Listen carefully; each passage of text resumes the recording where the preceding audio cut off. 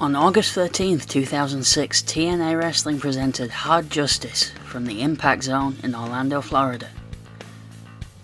On that night, the advertised main event was set to be Sting challenging Jeff Jarrett for the NWA World title, an accolade he first won in 1990, 16 years earlier. For a brief while, however, it looked like that match might not even get to take place, nor the rest of the live pay-per-view event. I'll get back to this in a while, and also a personal account because I was there that night. But first, a little history on wrestling at Universal Studios.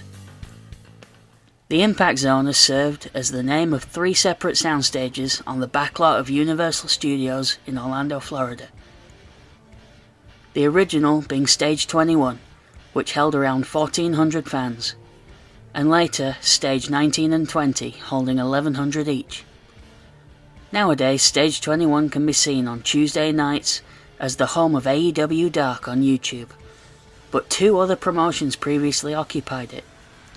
In the mid-90s, WCW had called Stage 21 the WCW Arena, taping episodes of WCW Pro, Worldwide, and later Saturday Night there. Then later, the short-lived XWF held just 2 tapings there at the end of 2001, looking to draw the lost WCW fans before TNA even existed yet. TNA moved into the Impact Zone in mid-2004 to tie in with the creation of their new TV show, Impact. For more on the beginnings of TNA Impact, I have other videos on this channel about that era. By 2006, the venue had gained a somewhat unfair reputation of consisting of regularly attending fans who took the same spots at every taping, and theme park guests who weren't as well informed on the TNA product. Much like in other famous wrestling venues, like the ECW Arena, you began to notice the same fans every week, but that's in part due to TNA's taping schedule, which involved the Sunday pay-per-view event, followed by a recording of several episodes of Impact the following day. Now I'm basing this schedule on mid-2006, when Impact was still a 1-hour program. How this changed when Impact went to 2 hours was to add a second day of taping. Hard Justice marked the 22nd time that a live pay-per-view event would take place from this venue. But an accident early on in the night nearly derailed the whole thing. The pre-show would go on without a hitch, but the opening pyro would threaten the rest of the night. The opening match got in the ring as Eric Young and Johnny Devine began their match, but something more interesting was going on in the rafters. Back in those days, TNA events would open with a pyro display in the rafters of Soundstage 21. Hello, this is Rich here. I don't normally sort of show my face in these videos, but I thought I would for this, because like I said at the start of the video, I was actually in the Impact Zone for this night, and so I just thought I would break from the format and give a bit of a personal account of what I remember from when the Impact Zone caught fire. From the pyro going off to there actually being a fire and people had spotted it, it was at least 10 minutes. When you watch it on the pay-per-views on YouTube, by the way, and when you watch it on there, it's not as immediate as I remember.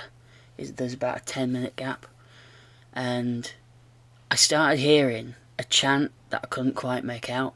So you know how certain chants have like a tune to them or a rhythm, and you just instantly recognise them. I couldn't make out what they were chanting, but they were chanting the roof is on fire, which became abundantly clear. You couldn't really see the fire from where I was, although there is a really good shot of it on the pay-per-view itself.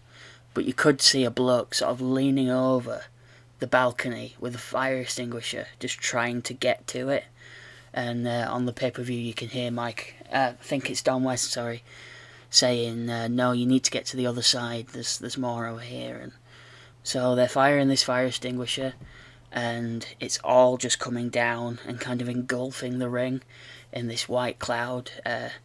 On the pay-per-view they do quite a good job of letting you still see what's going on, but all we could see was just this white cloud, so you just couldn't see anything that was going on in the ring. And a few minutes in, the crowd started chanting, "You can't see us," which, I don't think people kind of got the gravity of the situation. Eric Young then wins the match, and everybody bolts out of the ring. They then do an angle where Earl Hebner, dressed like a homeless man, attacks the referee, Slick Johnson, who was the ref for this match.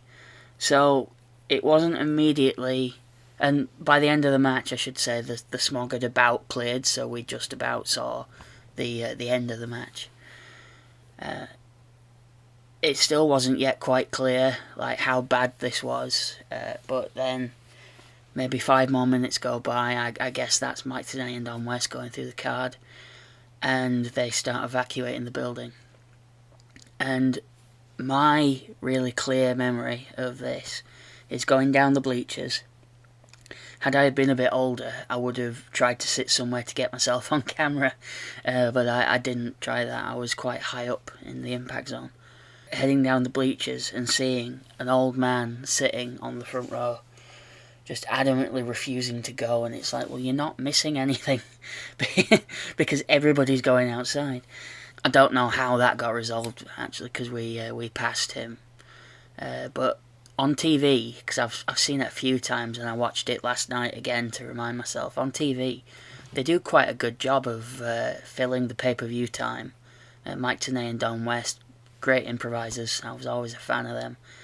And they would bring wrestlers in, like Monty Brown come and did a promo. I think Shane Douglas did, but we didn't see any of that. We were just kind of in an outside area. There's quite a lot of sound stages in that area, and so we were in between those. As well as trying to keep the pay-per-view going, they were trying to keep us entertained as well. So they sent Eric Young out, having just won his match. And I remember the crowd swarming him, like completely swarming him, and even getting knocked over. And for a split second, I thought, I'm going to get trampled here. But thankfully, some people saw me and pulled me up. And the first thing I saw when I got to my feet was my mum checking out Eric's biceps and feeling his muscles, and him and other fans doing that as well. To this day, in my household, Eric Young is a favourite because of that. But he's not my favourite, because I nearly got trampled for people trying to get to him. So, I just wanted to sort of share my personal memories of this as somebody who was there, and none of this was on the pay-per-view. And I really urge you to have a look at it if you've never seen it before, because it's very much like WrestleMania 37, I think. I'll put it on the screen if to correct myself.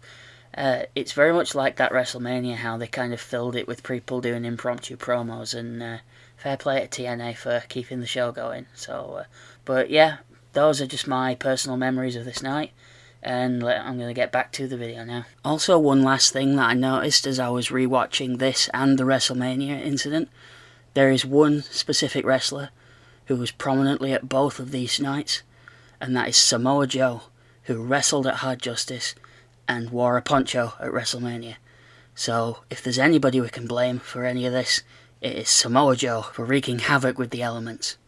From here the show continued, and I'd consider it, with a fair amount of personal bias, one of the better TNA pay-per-views of that year. Abyss would have a violent brawl with ECW's former giant killer, Brother Runt, the former Spike Dudley. This would lead to a 10,000 thumbtack match on Impact, which was taped the next day. Now, this continues a trend of criticism at the time, where TNA would often use pay-per-views to build to stipulations on TV matches, when it should be the other way around. Continuing this trend, AJ Styles and Christopher Daniels would retain the NWA tag titles against LAX, who were still a new act at the time. On the following night's taping, Styles and Daniels would lose the titles to LAX in a border brawl match, basically a street fight. Then in the main event, Jeff Jarrett would defeat Sting to retain the NWA World title. Thanks to Christian turning on Sting, which from my vantage point, everyone including Stevie Wonder saw coming. Sting would later get his revenge by dethroning Jarrett, winning the title at Bound for Glory that October. But for a young Sting fan in the bleachers, seeing the icon on this night was a special moment.